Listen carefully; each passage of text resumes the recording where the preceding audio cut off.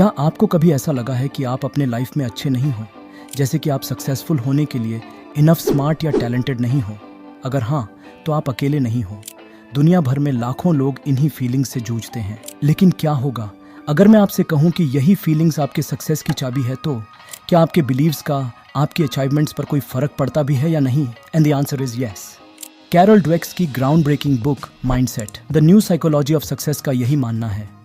इस बुक में ड्वेक बताते हैं कि हम सभी का दो अलग टाइप का माइंडसेट होता है, फिक्स्ड और ग्रोथ। इससे पहले कि हम इस कॉन्सेप्ट को समझे, एक एग्जाम्पल से समझते कि माइंडसेट क्या है। इमेजिन करो कि आपका माइंडसेट अपने पहने हुए सनग्लासेस है।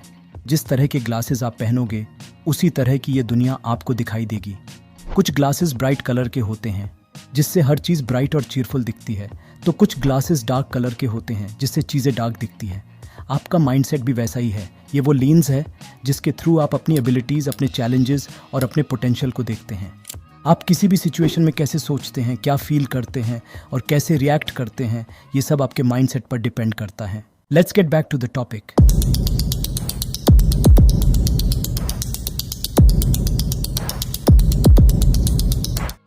फिक्स्ड माइंडसेट वाले लोग मानते हैं कि उनकी इंटेलिजेंस और टैलेंट फिक्स्ड ट्रेट्स हैं।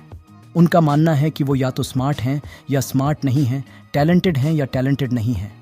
दूसरी ओर ग्रोथ माइंडसेट वाले लोग मानते हैं कि उनकी इंटेलिजेंस और टैलेंट को हार्डवर्क और डेडिकेशन के थ्रू डेवलप किया जा सकता है। एक एग्जाम्पल से समझते हैं। इमेजिन करो कि दो स्टूडेंट्स हैं, अमित और रोहन। दोनों ही मैथ्स की एग्ज़ाम के लिए पढ़ाई कर रहे हैं। अमित का फिक्स्ड माइंडसेट है जबकि रोहन का ग्रोथ माइंडसेट है। अमित ने कुछ घंटों तक पढ़ाई की, लेकिन उसे कुछ मैथ्स प्रॉब्लम्स समझ में नहीं आए। वह फ्रस्ट्रेटेड और डिस्करेज्ड फील करने लगा। वह मन ही मन सोचने लगा कि मैं मैथ्स में अच्छा नहीं हूँ, मैं यह एग्ज़ाम कभी भी पास नहीं कर पाऊँगा। दूसरी तरफ रोहन भी पहले प्रॉब्लम्स को समझ नहीं पाता है, लेकिन वो हार नहीं मानता। वो पढ़ता रहता है और अपने टीचर और क्लासमेट से मदद मांगता रहता है। वह मन ही मन सोचता है, हो सकता है कि मैं अभी मैथ्स में अच्छा नहीं हूँ, लेकिन मैं इसे सीख सकता हूँ। मुझे बस कड़ी मेहनत करने की ज़रूरत है। एग्ज़ाम के दिन अमित इतना घबराया हुआ होता है कि वह मुश्किल से कंसंट्रेट कर पा रहा होता है। वो कई केयरलेस मिस्टेक्स करता है और एग्ज़ाम में फेल हो जाता है। दूसरी तरफ रोहन एग्ज़ाम में अच्छे मार्क्स से पास होता है। यह एग्जाम्पल दिखाता है कि कैसे एक फिक्स्ड माइंडसेट फेलियर की ओर ले जाता है, जबकि ग्रोथ माइंडसेट सक्सेस की ओर ले जाता है। लेकिन अब अगर रोहन का माइंडसेट ग्रोथ से फिक्स्ड में बदल जाए तो क्या यह सही है? जवाब है नहीं। लेकिन क्यों? ये पॉसिबल है कि वो फिक्स्ड माइंडसेट के साथ भी सक्सेसफुल हो जाए, पर वो अपने फुल पोटेंशियल तक नहीं पहुंच पाएगा। उसे फेलियर और सेटबैक्स मिलने के चांसेस ज़्यादा होंगे। अगर रोहन को लगता है कि वो पहले से ही स्मार्ट और इंटेलिजेंट है, तो नई चीज़ें सीखने या अपने स्किल्स को इम्प्रूव करने के लिए कम एफर्ट्स करेगा। इसलिए सक्सेसफुल होने के बाद भी ग्रोथ माइंडसेट बनाए रखना ज़रूरी है। Your life time growth mindset is your real success. लेकिन क्या होगा अगर आपका माइंडसेट एक फिक्स्ड माइंडसेट है? Can you change it? Good news ये है कि हाँ, आप अपनी माइंडसेट बदल सकते हैं। इसमें समय और मेहनत लगती है, लेकिन ये पॉसिबल है। ग्रोथ माइंडसेट बनाने के लिए ये कुछ tips. Be aware of your mindset. आप अपने बारे में और अपनी कैपेबिलिटीज़ के बारे में क्या बिलीव्स रखते हैं? एक बार जब आप जान जाते हैं कि आपका माइंडसेट क्या है, तो आप इसे चैलेंज करना शुरू कर सकते हैं। Challenge your negative thoughts. जब आपके मन में अपने बारे में या अपनी कैपेबिलिटीज़ के बारे में कोई नेगेटिव थॉट हो, तो अपने आप से पूछें कि क्या ये रियलिटी पर बेस है? क्या इसका सपोर्ट करने के लिए कोई प्रूफ है? अगर नहीं, तो इस थॉट को चैलेंज करो और इसे प्रैक्टिकली सोचो। Focus on your effort. अपने रिजल्ट्स पर ध्यान देने के बजाय अपने एफर्ट्स पर ध्यान दो। इससे आपको ग्रोथ माइंडसेट विकसित करने में मदद मिलेगी। Celebrate your successes. जब आप कोई छोटे से छोटा गोल भी अचीव कर लें, तो अपनी सक्सेस को सेलिब्रेट करो। अपने माइंडसेट को बदलने में समय और मेहनत लगती है, but it's worth it. Growth mindset आपको अपने गोल्स अचीव करने और एक फुलफिल्ड लाइफ जीने में मदद करते हैं।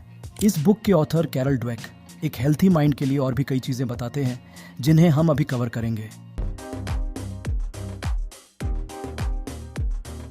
ड्वेक के रिसर्च से पता चला है कि जिस तरह से हम बच्चों की तारीफ करते हैं, उसका उनके माइंडसेट पर बड़ा प्रभाव पड़ता है। अगर हम बच्चों को उनके इंटेलिजेंस या टैलेंट के लिए बधाई देते हैं, तो हम ये मैसेज दे रहे होते हैं कि उनका इंटेलिजेंस और टैलेंट फिक्स्ड ट्रेट्स हैं।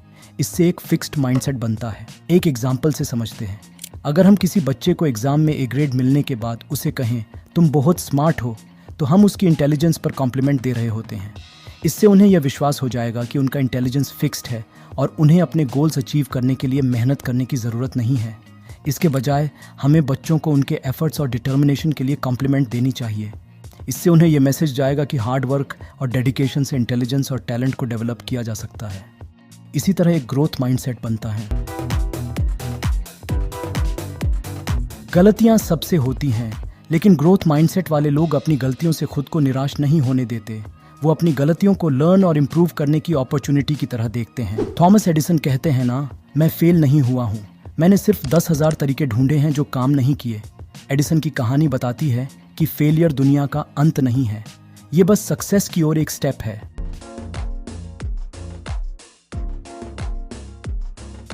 इमेजिन करो कि आप एक वीडियो गेम के कैरेक्टर हैं। जब आप गेम में किसी प्रॉब्लम को फेस करते हैं, जैसे कि लॉक्ड डोर या डिफिकल्ट बॉस, तो आप गिव अप नहीं कर देते। आप फिगर आउट करने की कोशिश करते हैं कि प्रॉब्लम को कैसे सॉल्व कर, और एक बार जब आप ऐसा कर लेते हैं तो आपको एक्सपीरियंस पॉइंट्स, न्यू आइटम्स या गेम के न्यू एरियाज की एक्सेस से रिवॉर्ड दिया जाता है। रियल लाइफ भी ऐसी ही है। जब हम प्रॉब्लम्स को फेस करते हैं तो हमें सीखने और आगे बढ़ने और अपने गोल्स अचीव करने की अपॉर्चुनिटी मिलता है। हम जितनी ज़्यादा प्रॉब्लम्स फेस करेंगे, हम उतने ही ज़्यादा स्किल्ड और सक्सेसफुल बनेंगे। Here's a question arrives, problems हमारे माइंड को स्ट्रांग बनाती हैं या weak? Answer is problem makes the brain stronger. लेकिन कैसे? आपका ब्रेन एक मसल है, जितना ज़्यादा आप इसका यूज़ करेंगे ये उतना ही स्ट्रांग होता जाएगा। जब आप किसी प्रॉब्लम को फेस करते हैं तो आपके ब्रेन को सोल्यूशन निकलने के लिए कड़ी मेहनत करनी पड़ती है। थिंकिंग और प्रॉब्लम सॉल्विंग की ये प्रोसेस आपके ब्रेन के न्यूरल कनेक्शंस को मजबूत करती है। आप जितनी ज़्यादा प्रॉब्लम सॉल्व करेंगे, आपका ब्रेन उतना ही स्ट्रांग होता जाएगा, और आपका ब्रेन जितना स्ट्रांग होगा, फ्यूचर में प्रॉब्लम को सॉल्व करना उतना ही आसान होगा। आज के लिए बस इतना ही।